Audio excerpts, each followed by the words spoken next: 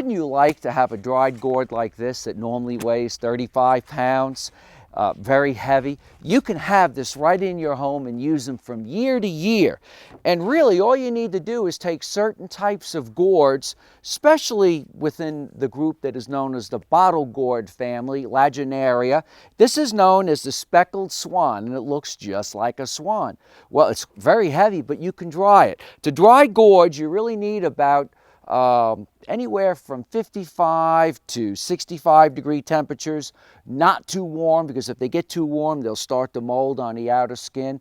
Put them in a cool basement, a cool garage that won't get too cold, and 6 months to a year later, you can have one of these gourds just like this.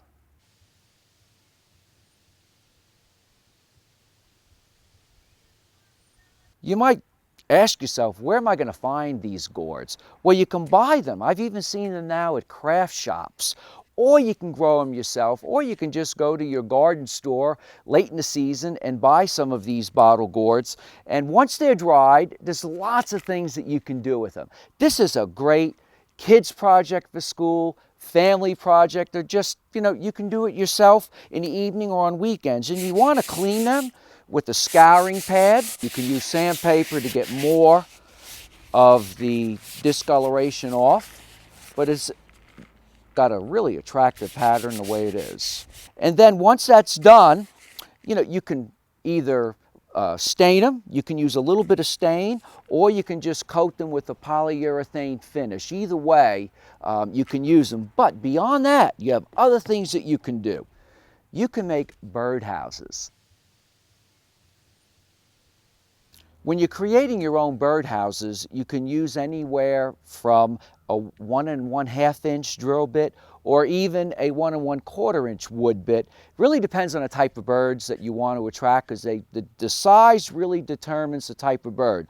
I sometimes like to use 1 1/4 inch sizes because it keeps out some of the bigger birds like starlings, and 1 1/4 inches is great for bluebirds. The other thing that you need to do is drill holes in the bottom, but what you can do is drill more holes throughout this gourd, or larger holes that you can use something like this for, and create a bird feeder out of it. So you can fill it with bird seed, and your birds will go in it and feed on the seed, and you just hang this just like this from a tree.